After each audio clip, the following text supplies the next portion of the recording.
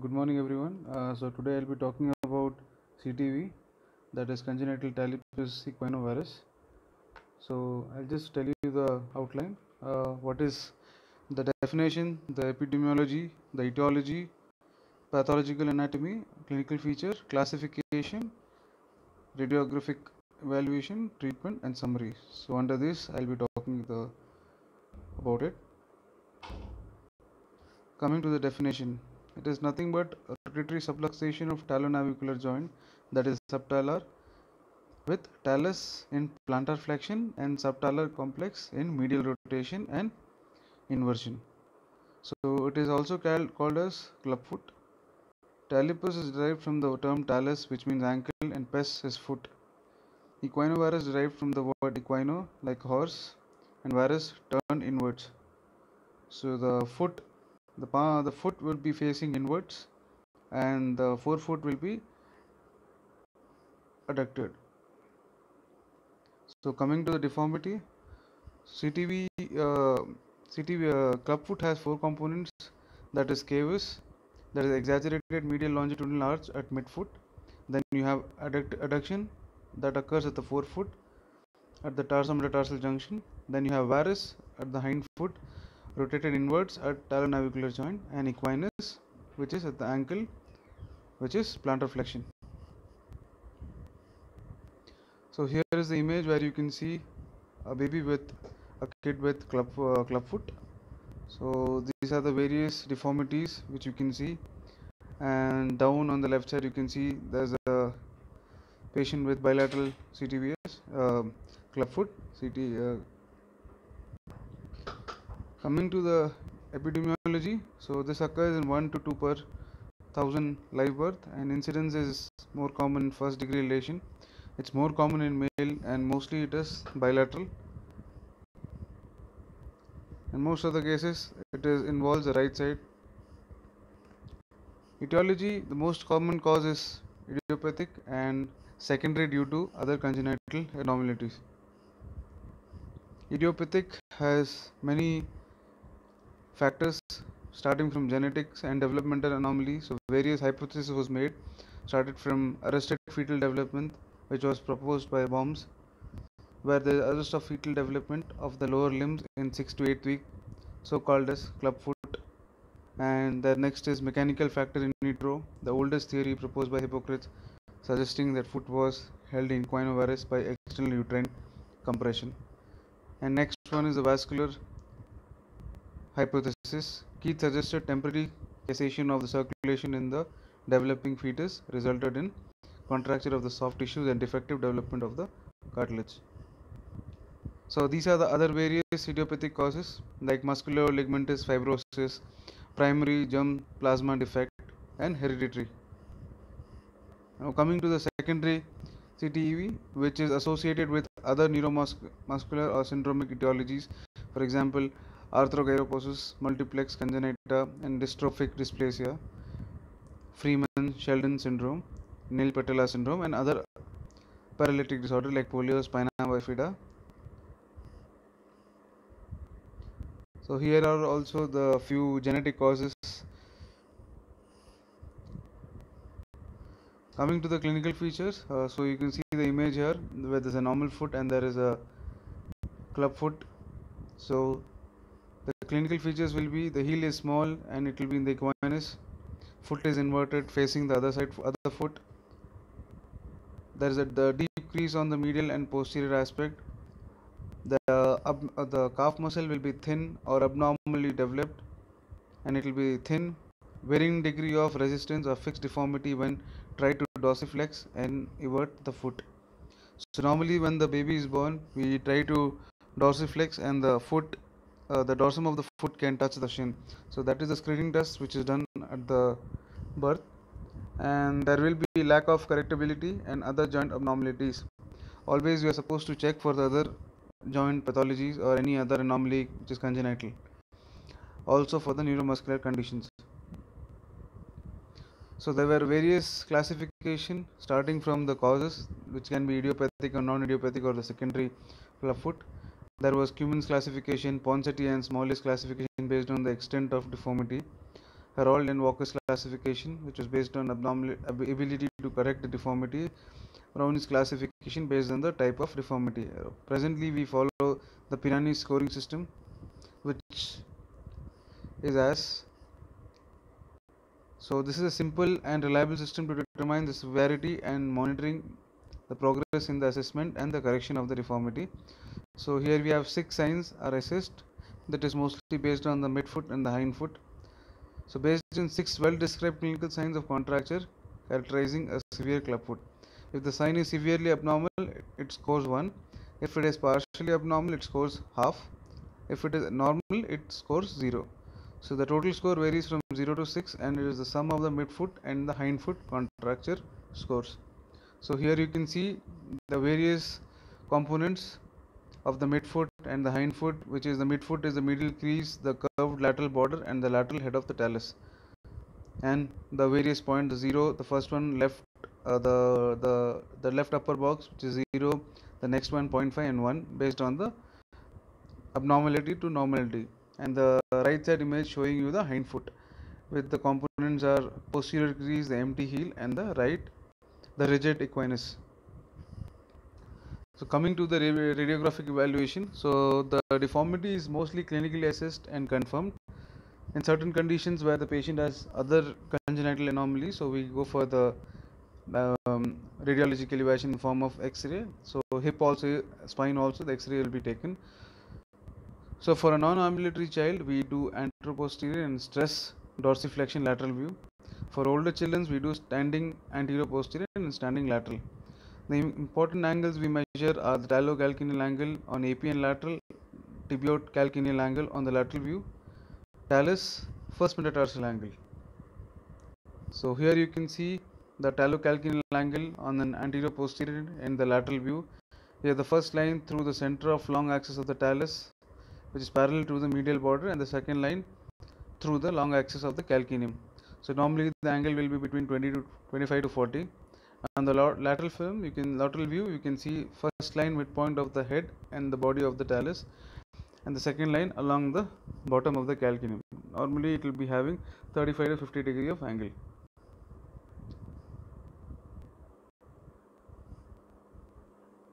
So the findings which will be seen in the lateral view will be the decreased talocalcaneal angle, disruptive talar first metatarsal angle, and long axis of the talus and calcaneum passes inferior to the cuboid. So these are the abnormalities which you can see where the angle is reduced. Coming to the treatment, the main goal is to achieve the plantigrade foot. It should be flexible and cosmetically acceptable, functional and pain-free foot in the shortest treatment time. So the principles are soft tissue contracture release or stretching to restore the normal tarsal relationship. Once normal tarsal relationship attained, correction should be maintained till the tarsal bone remolds stable articular surface. So the non-operative treatment was proposed by Ponseti's technique in two-phase manner. So first one was the treatment and the second one was the maintenance phase. So coming to the treatment phase, begin as early as possible. During the first week of life, only manipulation is carried out, but cast is not applied. After few weeks, the cast is applied based on the deformity and whether it is flexible or rigid. So the order of correction is always the cavus is done first, adduction with varus is done at the same time, and lastly equinus is done. Equinus cannot be corrected before the other deformity is corrected. The last correction should be equinus. Head of the talus is used as the fulcrum. Totally 5 to 6 serial casting with manipulation is generally enough to correct the deformity.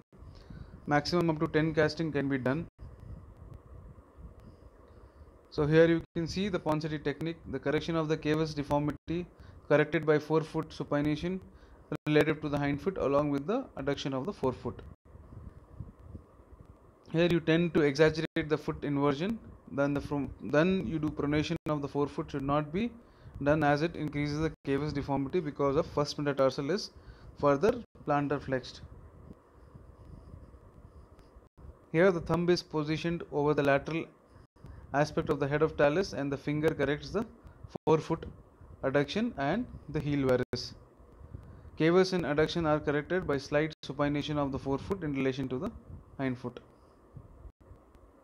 Correction of the varus and the adduction. Correction of varus. Now the foot is abducted and held in flexion and supination to accommodate the inversion of tarsal bone, while counter pressure is applied with the thumb on the lateral aspect of the head of talus, which is taken as fulcrum. This maneuver necessitates prolonged stretching of the medial tarsal ligaments and the tendons. So here you can see the image where the forefoot adduction and the cavus and the varus is corrected by keeping the thumb on the head of the talus and pronating the forefoot.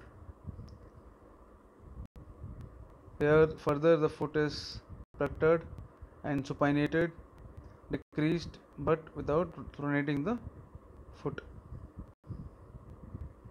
So last one, after all the other deformities, lastly equinus is corrected and should be attempted when hind foot is in neutral position or slight valgus and foot is abducted to 70 degree relative to the contralateral side.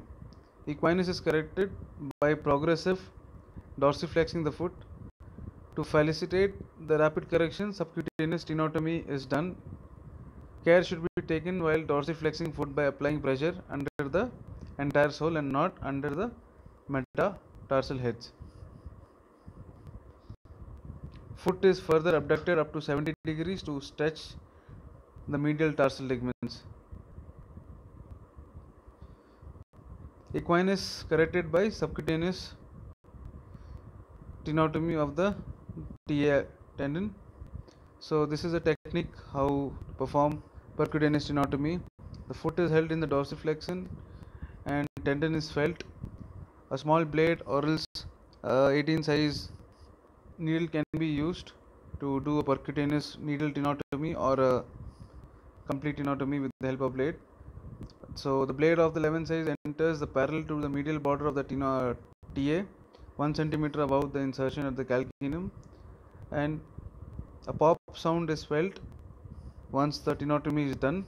The foot has to be kept in maximum dorsiflexion and abduction for 3 to 4 weeks post tenotomy. So here is the technique which is done with the blade, percutaneous Achilles tenotomy from the medial to lateral side. So this is the complete correction done after the percutaneous tenotomy. So this you can see the Ponsati's technique for non-operative treatment from the starting, correcting the cavus, the forefoot abduction, the heel varus, and lastly the equinus post tenotomy.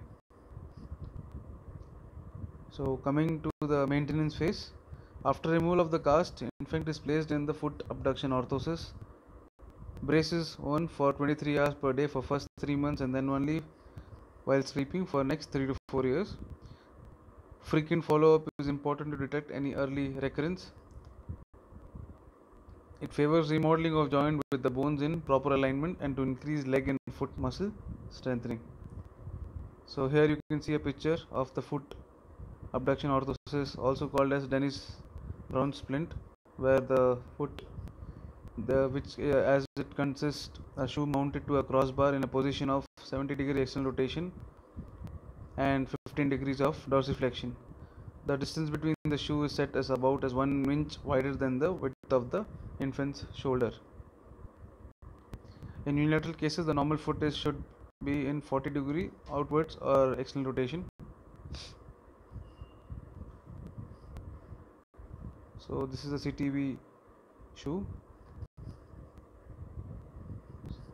So you can see the medial border which is straight, inner border. So these shoes are used until 5 years of age.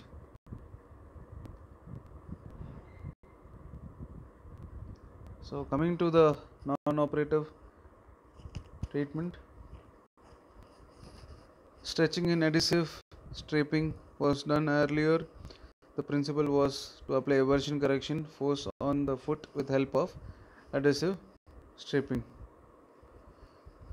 So these are some common complications which occurs with non-operative treatment like rocker bottom foot, bean-shaped foot, fractures, pressure sores either due to the casting or flat top talus, a failure of correction or recurrence or relapse or deformity. Coming to the surgical treatment, so the indications are in case of neglected CTV, relapse CTV, recurrent or resistance or else rigid CTV. So choice of surgery is based on the age. So if between 1 to 4 years there is soft tissue release from the posterior medial aspect of the foot, ankle, and between 4 to 11 years we do soft tissue release with osteotomy according to the deformity. More than 11 years, so mostly salvage procedure is done in form of triple arthrodesis or else salectomy. So coming to the summary, so you get a fresh case of CTV at birth. We try the Ponseti method, see if the deformities can be corrected, and lastly the tenotomy is done to correct the equinus. If not,